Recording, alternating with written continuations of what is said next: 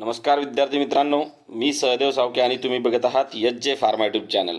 मित्रांनो, जसा जसा पेपर जवळ येत आहे तसं तुमचं एक्सायटेशन वाढलं असेल आणि तुम्हाला हॉल तिकीट सर्वांना भेटले असतील अशी मी अपेक्षा करतो.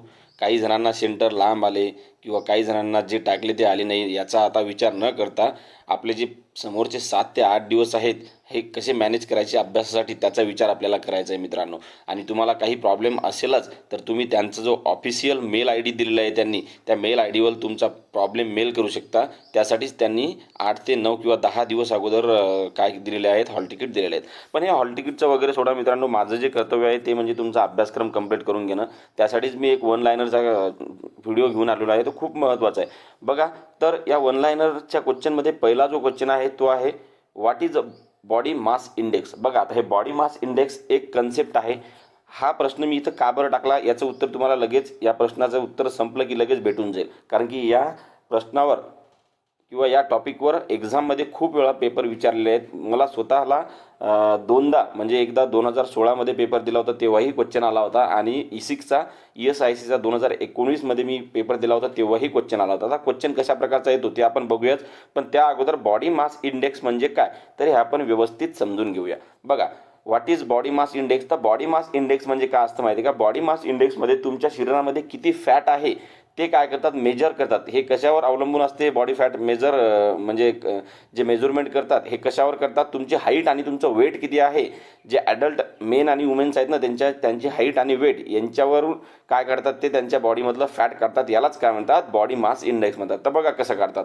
Body mass index is a measure of body fat based on height and weight that applies to adult men and women. हे झालं. आता ते याच्यामध्ये याचा फॉर्म्युला असतो मित्रांनो.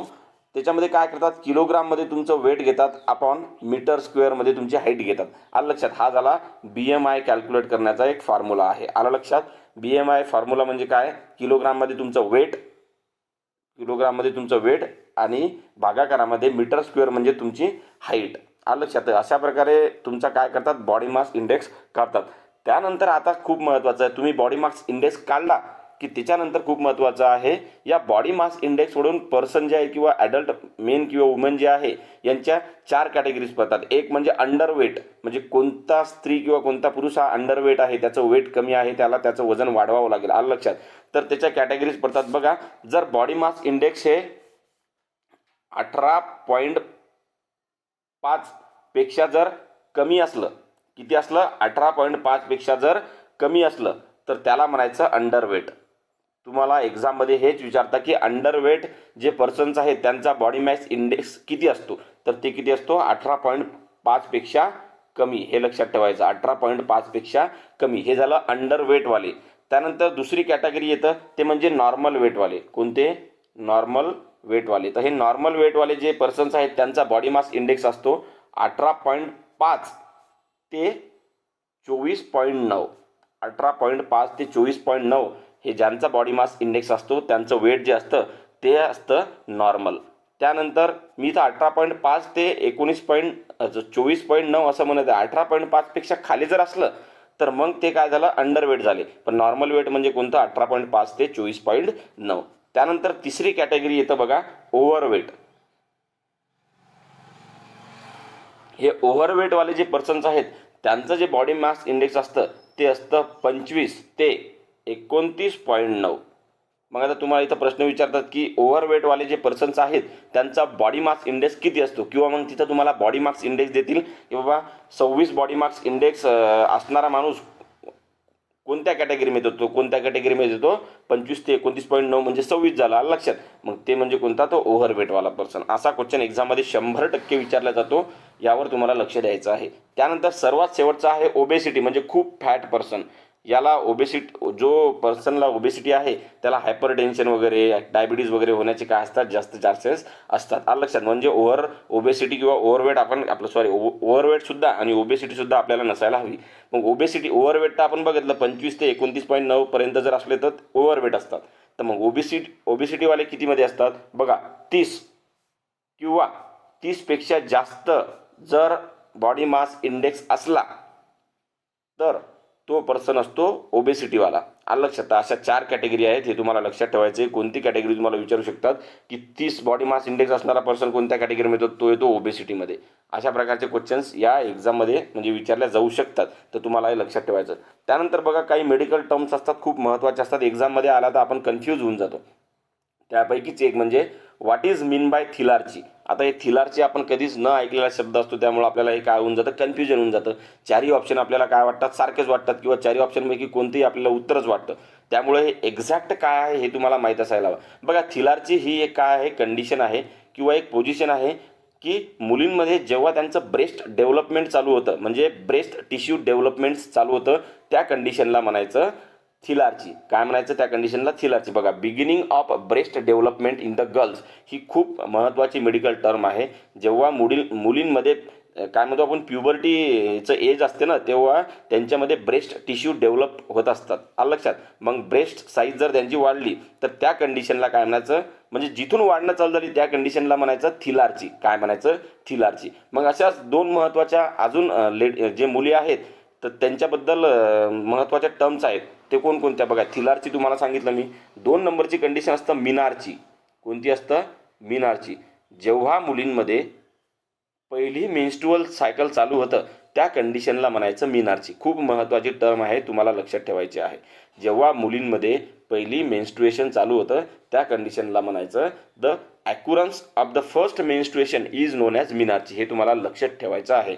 आणि त्यानंतर तिसरी कंडिशन आहे बघा प्युबारची. कोणती, प्युबारची. जेव्हा मुलींमध्ये किंवा मुलांमध्ये प्युबिक हेअर्सचं डेव्हलपमेंट चालू होतं, appearance of pubic hairs is known as pubarche. तर हे 3 मेडिकल कंडिशन खूप महत्त्वाच्या आहेत. एक म्हणजे थिलारची, दुसरी म्हणजे मिनारची आणि तिसरी म्हणजे प्युबारची. तर हे तुम्हाला लक्षात ठेवायचे मित्रांनो, पेपरमध्ये याच्यावर क्वेश्चन येऊ शकतो आणि या अगोदर आलेले सुद्धा आहेत. त्यानंतर बघा व्हॉट इज मिनिंग ऑफ हायड्रोसेल. खूप महत्त्वाची टर्म आहे, एक कंडिशन आहे ज्याच्यामध्ये काय होतं माहिती आहे का, जे मेल टेस्टिस आहेत त्यांच्या सराउंडमध्ये वॉटर काय होतं, अक्युमुलेट होतं, त्यामुळे तिथं काय होतं, स्वेलिंग होतं. त्या कंडिशनला म्हणायचं हायड्रोसेल. इथं तुम्हाला ही कंडिशन रिप्रोडक्टिव्ह सिस्टीमच्या डिसीजबद्दल आहे. हे हायड्रो म्हटलं की वॉटर लगेच लक्षात आलं पाहिजे तुमच्या, आलं लक्षात. तर ही कंडिशन खूप कन्फ्युजन करणारी आहे. पेपरमध्ये यावर सुद्धा प्रश्न या अगोदर विचारलेला आहे. मी काय सांगत आहे, विचारलेला आहे, आलं लक्षात. त्यामुळे ही कंडिशन तुम्हाला लक्षात ठेवायची. हायड्रोसेल असं जर आलं तर तुम्हाला काय करायचं, इथं लक्षात ठेवायचं आहे hydrocele is a type of swelling in the scrotum, आलं लक्षात, that occurs when the fluid collects in the thin sheath surrounding of a testicle. टेस्टिसच्या सराउंडिंगमध्ये जी सीथ आहे त्याच्यामध्ये जर वॉटर किंवा कोणतं फ्लूइड अक्युमुलेट झालं तर त्याची साईज वाढतं किंवा स्वेलिंग होतं, त्या कंडिशनला म्हणायचं हायड्रोसेल. खूप महत्त्वाची कंडिशन आहे, एक्झाममध्ये यावर क्वेश्चन विचारलेला सुद्धा आहे, त्यामुळे हे तुम्हाला लक्षात ठेवायचं आहे. त्यानंतर बघा तिसरा क्वेश्चन आहे why is vitamin B6 usually prescribe with isoniazid. बघा हे आयसोनियाझेड म्हणजे काय, INH, आलं लक्षात. हा काय आहे, अँटी ट्युबरक्युलर ड्रग. याच्यामध्ये फर्स्ट लाईनमध्ये हा ड्रग यूज होतो, आलं लक्षात. फर्स्ट लाईन ट्रीटमेंटमध्ये आयसोनियाझेड यूज करतात, आलं लक्षात. तुम्हाला लक्षात ठेवायचं आहे स्नायपर. काय, IPER. एस म्हणजे स्ट्रेप्टोमायसिन, आय म्हणजे आयसोनियाझेड, पी म्हणजे फिनिल ब्युटॅझोन, ई म्हणजे इथाम्ब्युटॉल आणि आर म्हणजे रिफाम्पिसिन. तर हे जे ड्रग्स आहेत तर हे काय आहेत, महत्त्वाचे अँटी ट्युबरक्युलर फर्स्ट लाईन ड्रग्स आहेत, तुम्हाला लक्षात ठेवायचं आहे, आलं लक्षात. तर यामध्ये आयसोनियाझाईड जे आहे, आयसोनियाझाईड जेव्हा पेशंटला दिल्या जातं त्याच्यासोबतच व्हिटॅमिन B6 सुद्धा दिल्या जातं. का बरं, कारण की it prevent some adverse effect of isoniazid therapy. बघा पेरिफेरल न्यूरोपॅथी हा एक काय आहे, आयसोनियाझाईडचा काय आहे, साईड इफेक्ट आहे पेरिफेरल न्यूरोपॅथी, आलं लक्षात. म्हणजे पेरिफेरल न्यूरोपॅथी हा एक आयसोनियाझाईडचा काय आहे, साईड इफेक्ट आहे. हा साईड इफेक्ट कमी करण्यासाठी आयसोनियाझाईड जेव्हा देतात त्याच्यासोबतच काय देतात, व्हिटॅमिन B6, त्यालाच आपण काय म्हणतो, पायरिडॉक्सिन म्हणतो, आलं लक्षात. हे तुम्हाला लक्षात ठेवायचं आहे. नंतर बघा व्हॉट इज बायोलॉजिकल एसे. बघा ही बायोलॉजिकल एसे ही जी टर्म आहे, लास्ट टाइम पेपरमध्ये बायो ट्रान्सफॉर्मेशन याला काय म्हणतात हे पेपरमध्ये आलं होतं. तसंच अशा टर्म्स आहेत जसं की बायोलॉजिकल ॲसे, त्यानंतर बायो ट्रान्सफॉर्मेशन, बायो अवेलेबिलिटी, हे तिन्ही चारी टर्म्स पेपरमध्ये येऊ शकतात, तर तुम्हाला हे माहीत असायला हवा. आणि यांच्यातला फरक सुद्धा माहीत असायला हवा. बघा मग बायोलॉजिकल एसे म्हणजे काय, जेव्हा एखादा आपला जो ड्रग असतो किंवा केमिकल असतो त्याची ॲक्टिव्हिटी जे लिव्हिंग टिश्यूज आहेत, मग ते ॲनिमलचे असो किंवा ह्युमनचे असो, त्यांच्यावर त्यांची फार्माकोलॉजिकल ॲक्टिव्हिटी काय केली जाते, टेस्ट केल्या जाते, त्याला म्हणायचं बायोलॉजिकल एसे. बघा the determination of the potency म्हणजे त्यांची ॲक्शन किंवा त्यांची पोटेन्सी, त्यांची फार्माकोलॉजिकल ॲक्टिव्हिटी किती आहे, किती पोटेंट आहेत ते, ऑफ फिजिकल केमिकल और बायोलॉजिकल एजंट, म्हणजे तो फिजिकल एजंट असू शकतो, केमिकल एजंट असू शकतो किंवा बायोलॉजिकल एजंट असू शकतो, bye means of biological indicator. Biological indicators वापरून त्या फार्माकोलॉजिकल ड्रगची किंवा त्या केमिकल फिजिकल आणि बायोलॉजिकल ड्रगची काय करतात, ॲक्टिव्हिटी चेक करतात, फार्माकोलॉजिकल ॲक्टिव्हिटी किंवा पोटेन्सी चेक करतात, त्याला काय म्हणायचं बायोलॉजिकल एसे. मग हे बायोलॉजिकल इंडिकेटर्स कोणते असू शकतात, मी आता तुम्हाला सांगितलं लिव्हिंग टिश्यू असू शकतात. The biological indicators in the bioassay are reaction of living organism or tissue, म्हणजे ॲनिमलमधलाही कोणता टिश्यू असू शकतो किंवा जे ह्युमन आहेत त्यांच्यामधलाही कोणता टिश्यू असू शकतो, पण तो कसा असला पाहिजे, लिव्हिंग टिश्यू असला पाहिजे. आलं लक्षात. तर त्यांच्यावर चेक केलेली ॲक्टिव्हिटी म्हणजे काय असतं, बायोलॉजिकल एसे. आता दुसरं जे टर्म आहे ती म्हणजे बायो ट्रान्सफॉर्मेशन. बायो ट्रान्सफॉर्मेशन म्हणजे काय, याच्यामध्ये केमिकल चेंजेस होतात. एका केमिकल फॉर्ममधून जे कंपाऊंड आहे किंवा फार्माकोलॉजिकल ड्रग आहे किंवा फिजिकल केमिकल एजंट आहे, बायोलॉजिकल एजंट आहे, तो एका केमिकल फॉर्ममधून दुसऱ्या केमिकल फॉर्ममध्ये काय केला जातो, कन्वर्ट केला जातो, त्याला आपण बायो ट्रान्सफॉर्मेशन म्हणतो. जसं की मेटाबॉलिझम हे एका प्रकारचं काय आहे, बायो ट्रान्सफॉर्मेशन. मेटाबॉलिझममध्ये काय करतात, जे लिपिड सोल्युबल ड्रग्स असतात ते आपण काय करतो, वॉटर सोल्युबल ड्रगमध्ये काय केलं जातं, मेटाबॉलाइज केलं जातं, त्यानंतर ते आपल्या बॉडीमधून काय केल्या जातात, एक्सक्रीट केल्या जातात. तर त्या प्रोसेसला काय म्हणायचं, बायो ट्रान्सफॉर्मेशन म्हणायचं. त्यानंतर एक महत्त्वाची टर्म आहे ती म्हणजे बायो अवेलेबिलिटी. काय, बायो अवेलेबिलिटी. तर ही बायो अवेलेबिलिटी म्हणजे काय, याच्यामध्ये काय होतं माहिती आहे का, ड्रगचं किती एक्सटेंट हे आपण ड्रगचा डोज आपण काय करतो, ॲडमिनिस्टर करतो. डोज ॲडमिनिस्टर मग ओरली करो किंवा पॅरेंटली करो, त्याचं किती एक्सटेंट किंवा किती पर्सेंट कॉन्सन्ट्रेशन आपल्या ब्लडमध्ये काय होतं, पोहोचतं, त्या कंडिशनला काय म्हणायचं, बायो अवेलेबिलिटी. म्हणजे एक्सटेंट ऑफ ड्रग किंवा percentage of drug that reaches to systemic circulation, म्हणजेच काय, ब्लड आहे की नाही, after the administration of drug by any route. आलं लक्षात. तर तेव्हा त्याला काय म्हणायचं, बायो अवेलेबिलिटी. हे 3 टर्म्स खूप महत्त्वाचे आहे, तुम्हाला यायला पाहिजेत. त्यानंतर बघा, what happen if RBC are kept in hypotonic solution. खूप महत्त्वाचा क्वेश्चन आहे, एक्झाममध्ये खूप वेळा प्रश्न आलेला सुद्धा आहे. खूप सिम्पल टर्म आहे, याच्यामध्ये मला तरी माहीत आहे खूप जणांचं काय होतं, याच्यामध्ये कन्फ्युजन होतं. आलं लक्षात. तर तुम्हाला हे कन्फ्युजन दूर करण्यासाठी मी सांगतो. बघा, हायपोटोनिक सोल्युशन आणि हायपरटोनिक सोल्युशन आणि आयसोटोनिक सोल्युशन हे तुम्हाला अगोदर माहीत असायला हवं. याच्यामध्ये तुम्हाला ऑस्मोटिक प्रेशर किंवा टोनिसिटी हे काय ठेवायचं आहे, लक्षात ठेवायचं आहे. ज्या सोल्युशनची टोनिसिटी किंवा ऑस्मोटिक प्रेशर हे एक्झॅक्ट आपलं जे ब्लड प्लाझ्मा आहे किंवा ब्लड आहे त्याच्यासारखं आहे, म्हणजे सिमिलरच आहे, सेमच आहे, त्याच्या एवढंच आहे, त्याला म्हणायचं आयसोटोनिक सोल्युशन. काय म्हणायचं, आयसोटोनिक सोल्युशन. आणि ज्या सोल्युशनची आयसोटोनिसिटी ही काय आहे, जास्त आहे, त्याला काय म्हणायचं, ब्लड प्लाझ्मापेक्षा, त्याला म्हणायचं हायपरटोनिक सोल्युशन. काय म्हणायचं, हायपरटोनिक सोल्युशन. आणि ज्या सोल्युशनची टोनिसिटी ही ब्लड प्लाझ्मा किंवा ब्लडपेक्षा कमी आहे त्याला म्हणायचं हायपोटोनिक सोल्युशन. हे 3 सोल्युशन तुम्हाला लक्षात ठेवायचे आहेत. मग आता जेव्हा RBC जे आहेत आपल्या रेड ब्लड सेल, हे जर आपण कशामध्ये 2 सोल्युशन आहेत, फॉर एक्झाम्पल एक आहे हायपो आणि दुसरं आहे हायपर. हे सोल्युशन आहे, त्याच्यामध्ये काय आहे, सोल्युशन आहेत. या सोल्युशनमध्ये जर RBC टाकल्या तर नेमकं काय होईल तुम्हाला लक्षात ठेवायचं आहे. बघा, इथं त्यांनी सांगितलं RBC get swell and burst. किंवा जर हायपोटोनिक सोल्युशनमध्ये जर RBC ठेवल्या तर ते काय होतील, ब्रस्ट होतील किंवा फुटतील. तर बघा आता कसं काय, आता हे हायपोटोनिक सोल्युशन आहे. हायपोटोनिक सोल्युशन म्हणजे काय, याच्यामध्ये जे सोल्युशन आहे त्याची आयसोटोनिसिटी काय आहे, कमी आहे. म्हणजेच याच्यामध्ये जे कशाचं कॉन्सन्ट्रेशन, सोल्यूटचं कॉन्सन्ट्रेशन खूप कमी आहे. कशाचं कॉन्सन्ट्रेशन कमी आहे, सोल्यूटचं कॉन्सन्ट्रेशन खूप कमी आहे, वॉटरचं कॉन्सन्ट्रेशन जास्त आहे. मग आता वॉटरचं कॉन्सन्ट्रेशन इथं जास्त आहे, त्यामुळे यांची काय टोनिसिटी मेंटेन करायची आहे या सोल्युशनना. मग आपण जर याच्यामध्ये RBC टाकल्या, त्या RBCच्या आतमध्ये काय आहे, वॉटर इकडल्यापेक्षा कमी आहे या सोल्युशनपेक्षा, कारण की इथं सोल्यूट जास्त झाले. मग इकडले वॉटर काय होईल, या आरबीसीमध्ये जाईल. या हायपोटोनिक सोल्युशनमधलं वॉटर जे आहे ते आरबीसीमध्ये एंटर होईल, कारण की इकडं वॉटर जास्त झालेलं आहे, कारण की इकडं सोल्युशन हायपोटोनिक आहे, म्हणजे सोल्यूट काय आहेत कमी आहेत पण वॉटर जास्त आहे. मग हे वॉटर आरबीसीमध्ये जाईल, त्यामुळे हे आरबीसी काय होतील, फुगतील. त्यालाच आपण स्वेल म्हणतो. आणि एक टाइम असा येईल ते ब्रस्ट होऊन जातील, फुटून जातील. त्याला म्हणायचं when RBCs are kept in the hypotonic solution, water enters into the RBC, that why it get swells and result into the burst.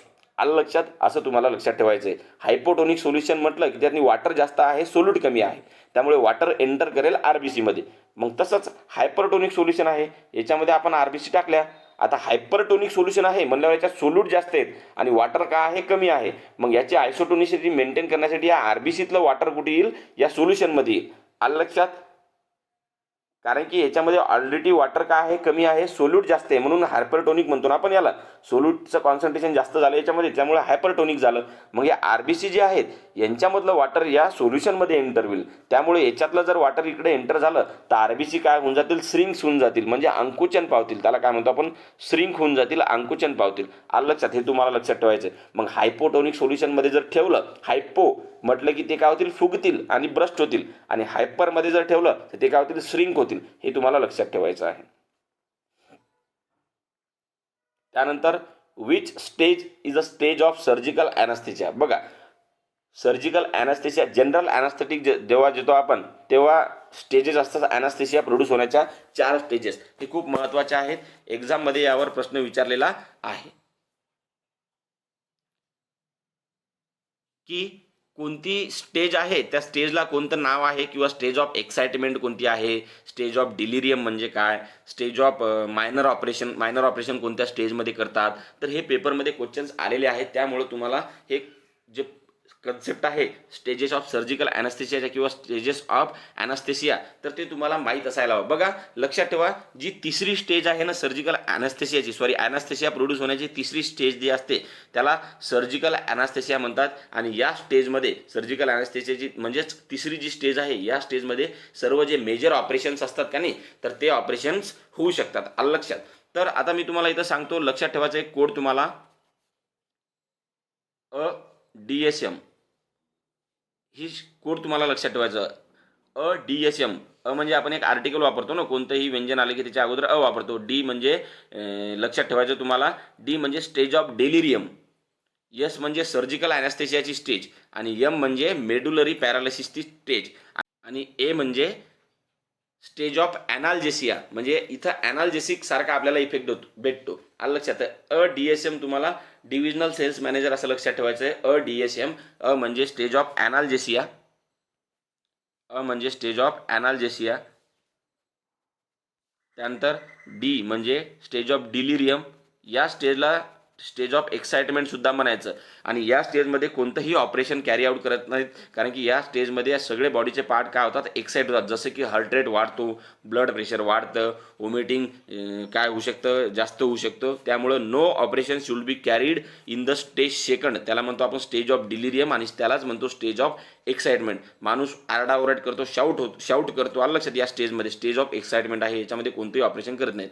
Stage of ॲनाल्जेसिया जे आहे, याच्यामध्ये पेन काय होतं, ॲबॉलिश होतं, म्हणजे नेमकंच पेन बंद होतं, दुखणं बंद होतं. त्यामुळे मायनर ऑपरेशन आपण याच्यामध्ये करू शकतो. मायनर्स म्हणालो मी, मायनर ऑपरेशन करू शकतो. त्यानंतर AD, नंतर हे यस, ही आहे सर्जिकल ॲनास्थेसियाची स्टेज. कोणती आहे? सर्जिकल ॲनास्थेसियाची स्टेज. या स्टेजमध्ये सर्वात जास्त जे मेजर ऑपरेशन, मोठमोठाला ऑपरेशन असतात ते ऑपरेशन केले जातात. आणि ॲनास्थेटिकच्या 4थ्या स्टेजमध्ये कोणताही पर्सन जाऊ नये, त्याला आपण म्हणतो स्टेज 4th, त्यालाच म्हणायचं stage of medullary paralysis. Medullary पॅरालिसिसची ही स्टेज असतं, याच्यामध्ये श्वास बंद होतो आणि डेथसुद्धा होऊ शकतो. म्हणून या 4थ्या स्टेजमध्ये कोणताही ॲनास्थेटिक किंवा ॲनास्थेसिया जाऊ नये. आलं लक्षात? तर तुम्हाला हे लक्षात ठेवायचं. A for analgesia, D for delirium किंवा एक्साइटमेंट, त्यानंतर S म्हणजे सर्जिकल ॲनास्थेसिया, आणि M म्हणजे मेडुलरी पॅरालिसिस. म्हणजे पहिलं ॲनाल्जेसिया म्हणजे फर्स्ट फेज ॲनाल्जेसियाची, सेकंड आहे डिलिरियमची, त्यानंतर थर्ड आहे सर्जिकल ॲनास्थेसियाची, आणि फोर्थ आहे मेड्युलरी पॅरालिसिस. हे तुम्हाला लक्षात ठेवायचे. यावर एक्झाममध्ये प्रश्न विचारतो की फोर्थ स्टेज म्हणजे कोणती आहे, तर ती आहे मेड्युलरी पॅरालिसिस. आता इथं ॲनास्थेसियाचाच म्हणजे विषय आलेला आहे. तर तुम्हाला एक साईड इफेक्ट सांगतो एका ॲनास्थेटिकचा, खूप महत्त्वाचा आहे, तुम्हाला विचारू शकतात. N2O नायट्रस ऑक्साईड हे जे ॲनास्थेटिक आहे, या ॲनास्थेटिकचा सेकंड गॅस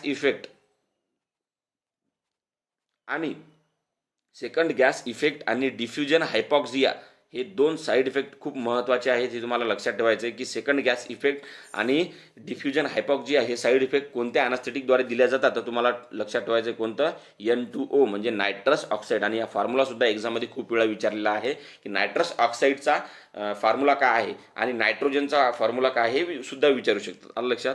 तर हे प्रश्न तुम्हाला समजला असेल. त्यानंतर बघा 8वा क्वेश्चन आहे 99% weight by weight ethyl alcohol is known as. बघा अल्कोहोलचे 2-3 प्रकार आहेत. एक्झाममध्ये याच्यावर प्रश्न विचारतात की अब्सोल्यूट अल्कोहोल म्हणजे काय, त्यानंतर प्रूफ स्पिरिट म्हणजे काय, रेक्टिफाईड स्पिरिट म्हणजे किती कॉन्सन्ट्रेशनचं अल्कोहोल. तर हे कॉन्सन्ट्रेशन तुम्हाला लक्षात ठेवायचं. बघा जेव्हा इथिल अल्कोहोलमध्ये त्या इथिल अल्कोहोलचं कॉन्सन्ट्रेशन 99% वेट बाय वेट एवढं असेल, त्या अल्कोहोलला म्हणायचं अब्सोल्यूट अल्कोहोल, किंवा यालाच म्हणतात डिहायड्रेटेड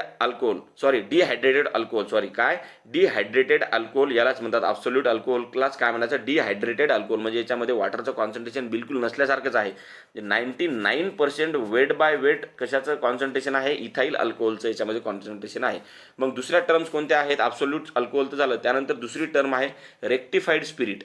काय, रेक्टिफाईड स्पिरिट म्हणतो आपण. तर हे रेक्टिफाईड स्पिरिट म्हणजे काय, तर याच्यामध्ये 90% काय असतं, इथिल अल्कोहोल असतं weight by weight. 90% ethyl alcohol weight by weight जर असलं, तुम्हाला त्याचं कॉन्सन्ट्रेशन दिलं की बाबा 90% ethyl alcohol weight by weight असणारं जे अल्कोहोल आहे त्याला काय नाव आहे, तर तुम्हाला काय ठेवायचं आहे नाव त्याचं, किंवा काय लक्षात ठेवायचं आहे, रेक्टिफाईड स्पिरिट म्हणतात त्याला. काय म्हणतात, रेक्टिफाईड स्पिरिट म्हणतात.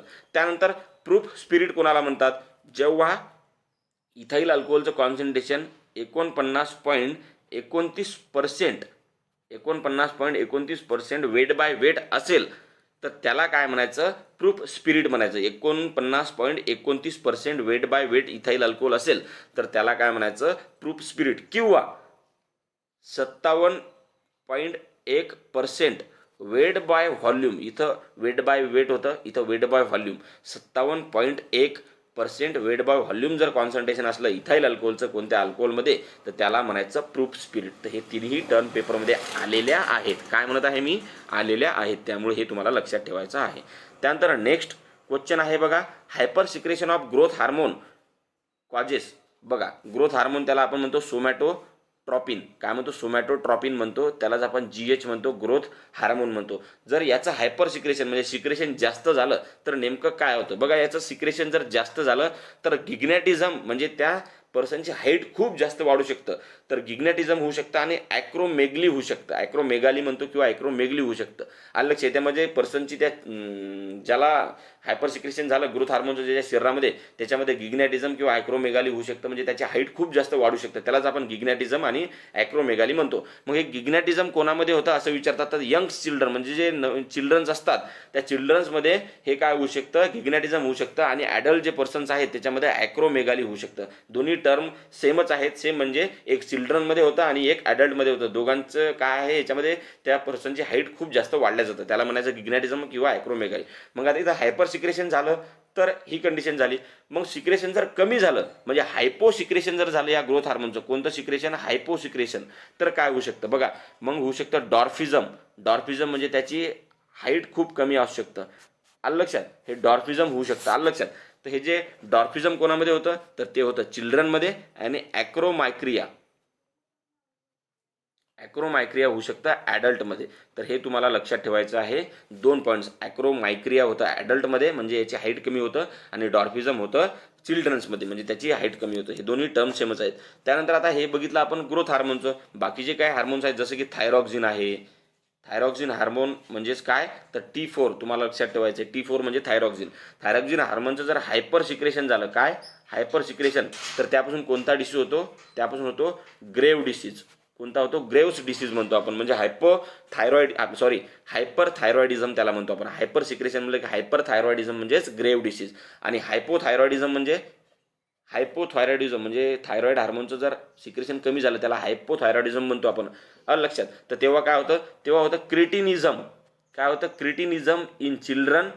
हा क्रिटिनिझम डिसीज आहे तो होतो चिल्ड्रन्समध्ये, आणि मिक्झोडेमा किंवा मायक्झोडेमा जे आहे तो होतो ॲडल्टमध्ये. हे तुम्हाला लक्षात ठेवायचं. मिक्झोडेमा किंवा मायक्झोडेमा हे होतं ॲडल्टमध्ये. क्रिटिनिझम आणि मायक्झोडेमा हे हायपोसिक्रेशन आहेत थायरॉइड हार्मोनचे. त्यानंतर एक लास्ट आहे म्हणजे महत्त्वाचा, ग्लुकोकॉर्टिकोस्टेरॉइड म्हणजे कॉर्टिसॉलचं कॉन्सन्ट्रेशन. कॉर्टिसॉल जे आहे याचं कॉन्सन्ट्रेशन जर आपल्या शरीरामध्ये हायपर झालं, काय हायपर वाढलं, तर काय होतं, हायपर कॉर्टिसोलिझम म्हणतो आपण त्याला. काय म्हणतो, हायपर कॉर्टिसॉलिझम. त्यालाच आपण कंडिशनचं नाव आहे कुशिंग सिंड्रोम. काय, कुशिंग सिंड्रोम. कोणता, कुशिंग सिंड्रोम म्हणतो आपण त्याला. आणि हायपोसिक्रेशन, कमी सिक्रेशन जर झालं तर त्याला म्हणायचं ॲडिशन डिसीज.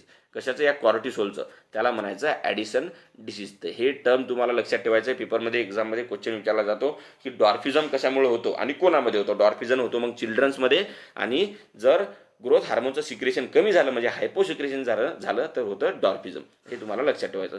त्यानंतर बघा, ट्रायकस्पिड व्हॉल्व इज प्रेझेंट बिटवीन.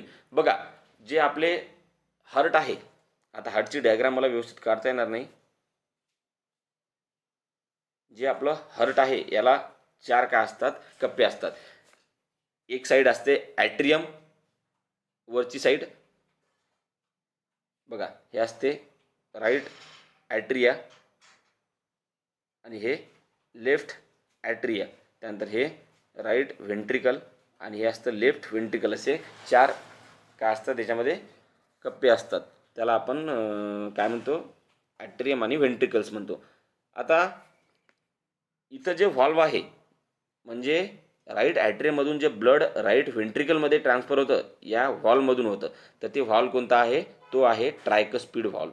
कोणता, ट्रायकस्पिड व्हॉल्व. आणि इथं जो आहे या व्हॉल्वला म्हणायचं बायकस्पिड व्हॉल्व. काय म्हणायचं, बायकस्पिड व्हॉल्व. आणि याला दुसरं नाव आहे मिट्रल व्हॉल्व. तर पेपरमध्ये तुम्हाला क्वेश्चन येऊ शकतं की ट्रायकस्पिड व्हॉल्व कोणत्या पोझिशनला किंवा कोणत्या ॲट्रियम आणि व्हेंट्रिकल्समध्ये प्रेझेंट आहे. तुम्हाला माहीत असायला पाहिजे की ट्रायकस्पिड व्हॉल्व जे आहे ते कुठे प्रेझेंट आहे, राईट ॲट्रियामध्ये, आणि या राईट व्हेंट्रिकलच्या मधोमध कोणता आहे, ट्रायकस्पिड. आणि लेफ्ट ॲट्रिया आणि लेफ्ट व्हेंट्रिकलच्या मधामध्ये कोणता आहे, तर बायकस्पिड. आणि या बायकस्पिड व्हॉल्वलाच काय म्हणायचं, मिट्रल व्हॉल्व म्हणायचं. आलं लक्षात. तर हे महत्त्वाचा कन्सेप्ट आहे. पेपरमध्ये यावर क्वेश्चन्स विचारलेले आहेत. आणि तुम्हाला अजून लक्षात ठेवायचं असेल तर एक गोष्ट लक्षात ठेवायची आहे की सुपिरियर व्हेना कॅवा आणि इन्फेरियर व्हेना कॅवा त्यांचं ब्लड कोणत्या म्हणजे चेंबरमध्ये टाकतात, तर ते तुम्हाला लक्षात ठेवायचं आहे. बघा, इकून लोअर पोझिशन म्हणजे बॉडीचा जो लोअर पार्ट आहे, इकून इन्फिरियर व्हेना कॅवा या राईट ॲट्रियममध्ये ब्लड काय करतं, पुअर करतं, जे की डिऑक्सिजनेटेड असतं.